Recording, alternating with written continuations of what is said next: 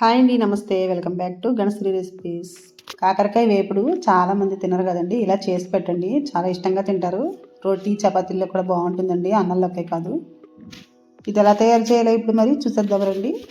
ఈ వీడియో చూసే ముందు ఫస్ట్ టైం నా ఛానల్ చూసినట్లయితే గణశ్రీ రెసిపీస్ ఛానల్ సబ్స్క్రైబ్ చేసుకోండి, పక్కనే ఉన్న బెల్ కూడా యాక్టివేట్ చేసుకోండి.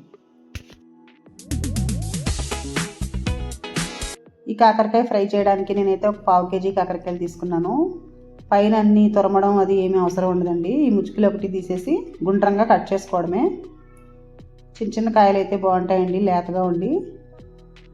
కానీ ఎక్కువ చేదు ఉంటాయి ముందు, తర్వాత అసలు వేయించాక చాలా తక్కువగా ఉంటుంది, చేదు ఎక్కువే ఉండదు. తెలియదు కూడా నేను అంతలాగా. టేస్ట్ అయితే సూపర్ ఉంటుంది. ఇలా అన్నీ కట్ చేసుకున్న తర్వాత ఒక గిన్నె తీసుకుని అందులోకి వాటర్ వేసుకుని కొంచెం ఉప్పు వేసుకుని ఉప్పు నీళ్ళల్లో ఉంచేయండి ఒక 10 నిమిషాలు.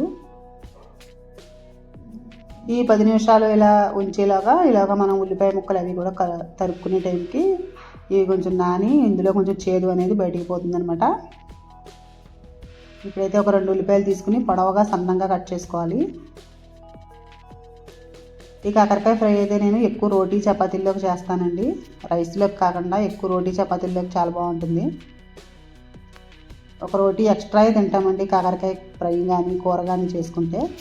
కాకరకాయ ఇష్టపడే వాళ్ళకి తెలుస్తుంది ఆ టేస్ట్ ఏంటో. ఇలా పొడవుగా సన్నగా కట్ చేసుకోవాలి. 2 ఉల్లిపాయలు అయితే సరిపోతాయి. అలాగే 2 పచ్చిమిర్చి కూడా తీసుకోండి. 2 పచ్చిమిర్చి చిన్న చిన్న ముక్కలుగా కట్ చేసి పెట్టుకోవాలి. మీకు ఇష్టమైతే ఇందులో టమాటా ముక్కలు కూడా వేసుకోవచ్చు, నేను వేయలేదు. అలాగే కొంచెం కొత్తిమీర కూడా తురుము కట్ చేసుకుని పక్కన పెట్టుకున్నాను, ఇది లాస్ట్లో వేస్తాం అనమాట. ఇలా కట్ చేసుకున్న తర్వాత ఇప్పుడు నీళ్ళల్లో వేసిన కాకరకాయ ముక్కలన్నీ కూడా గట్టిగా పిండేసి నీళ్ళు లేకుండా ఇలా బౌల్లోకి తీసుకోవాలి. ఎక్స్ట్రా వాటర్ ఉంటే అందులోంచి కిందకి వెళ్ళిపోతుంది. స్టవ్ ఆన్ చేసి కడాయి పెట్టుకుని ఒక 2 స్పూన్ల ఆయిల్ వేసుకున్నాను. ఆయిల్ వేడెక్కాక ముందు కాకరకాయ ముక్కలు వేయించేసుకోవాలి. స్టవ్ లో ఫ్లేమ్లో పెట్టుకుని వేయించుకోండి. ఈ గిన్నె ముందు ఎందుకు కొన్నానా అనుకున్నాను, కానీ చాలా ఉపయోగపడుతుందండి.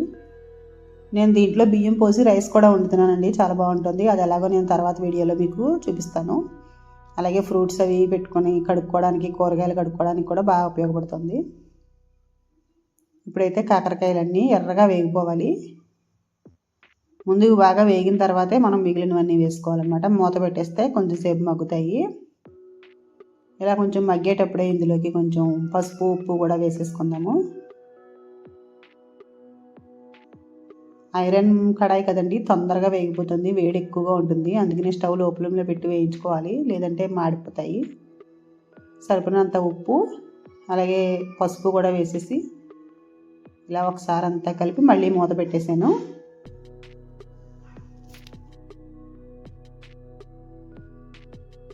ఆల్మోస్ట్ కాకరకాయ ముక్కలు కొంచెం ఉడికాయి అన్నాక ఈ ఉల్లిపాయ ముక్కలు వేసేసుకుని అలాగే పచ్చిమిర్చి కూడా వేసేసుకుని ఒకసారి అంతా కలుపుకొని మళ్ళీ ఇవి కూడా కొంచెం వేగనివ్వాలి.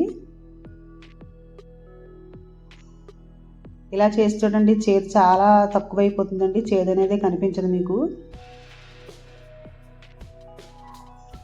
టేస్ట్ కూడా చాలా బాగుంటుంది.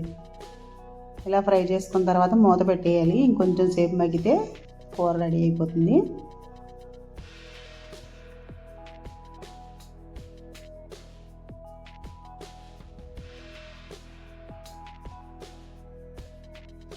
ఇందులో వేసిన ఉల్లిపాయ ముక్కలు కూడా ఉడికేసిన తర్వాత కొంచెం జీలకర్ర, 1/4 టీ స్పూన్ కంటే తక్కువ జీలకర్ర, 1 టీ స్పూను కసూరి మేతి వేసుకున్నాను.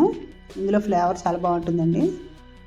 అది వేయడం వల్ల చేదు అది ఉండదండి, కసూరి మేతి చేదు అనుకుంటారు, కానీ ఫ్లేవర్ చాలా బాగుంటుంది. అలాగే కొంచెం ధనియాల పొడి, 1/4 టీ స్పూన్ కంటే తక్కువ ధనియాల పొడి, 1/2 టీ స్పూన్ కారం వేసాను. ఇది వెల్లుల్లి కారం అనమాట అండి, కూర కారం ఉంటుంది కదా, అది వేసాను అనమాట. ఇలాంటి కూరలకి ఆ కారం అయితేనే బాగుంటుంది. వెల్లుల్లి కారం ఎలా ప్రిపేర్ చేయాలో మన రెసిపీలో ఉందండి, ఎవరైనా చూడకపోతే ఒకసారి చూడండి, చాలా బాగుంటుందండి టేస్ట్. ఒకసారి చేసుకున్నామంటే చాలా రోజులు నిల్వ చేసుకోవచ్చు. ఫైనల్లీ కొత్తిమీర కూడా వేసేసుకోవడమే. కూర అయితే రెడీ అయిపోయింది. కాకరకాయ ఫ్రై కూర అనమాట అండి, ఇది ఫ్రై అనొచ్చు. టేస్ట్ అయితే చాలా బాగుంటుంది. తప్పకుండా మీరు కూడా ఒకసారి ఇలా ట్రై చేసి చూడండి, మీకు కూడా ఎలా ఉందో తెలుస్తుంది. టేస్టీగా కాకరకాయ ఫ్రై అయితే రెడీ అయిపోయింది. వీడియో లైక్ చేయండి, షేర్ చేయండి. అలాగే ఫస్ట్ టైం నా ఛానల్ చూస్తే సబ్స్క్రైబ్ చేసుకోండి. Thank you for watching.